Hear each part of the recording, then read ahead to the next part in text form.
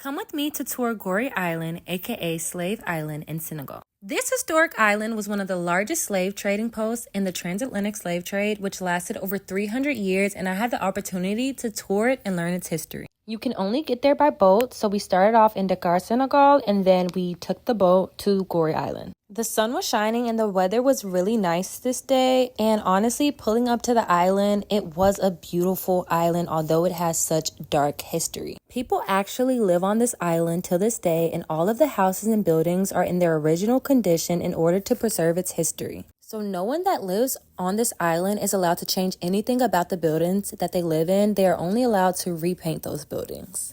Once our tour began, our tour guide walked us around the island, educating us and pointing out all the details about the island. Everything was so interesting about this tour. The Statue of Liberation was near the House of Slaves, and it symbolizes freedom after enduring the horrors of the slave trade. After that, we went over to the slave dungeons where the slaves were held. Nearly 20 million enslaved Africans passed through this island and were held captive in these dungeons. Hundreds of people were kept in each of these dungeons at a time, where many of them were crammed in here, where they were forced to use the bathroom on themselves, cry, throw up, eat, all on each other, all in these tight spaces. I cannot even fathom or imagine how horrifying this was and how evil someone could even be to do this to someone. This is the famous door of no return, where millions of enslaved Africans took their last steps through this door by force to be sent away on ships, never to return back home to Africa ever again, let alone live to see the day that someone else would. The privilege to be able to not walk all the way through that door and to turn around and walk away because I have the choice to is amazing.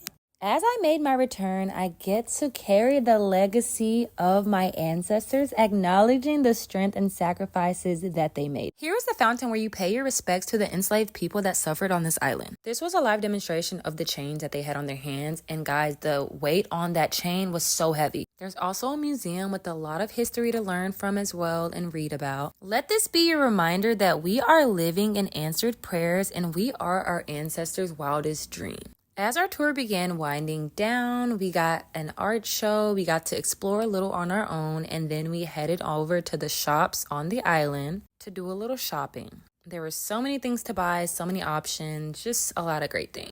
Then I was hungry, so we headed over to the restaurant to get some food to eat because your girl did a lot of walking. This was the delicious food that we had. I had the curry chicken and it was 10 out of 10, chef's kiss. This food was actually so good, like y'all. After all that walking, I'm telling you, food bussin'. This was such a unique and impactful experience to be able to see the unimaginable, the unexplainable horrors that people faced in real time.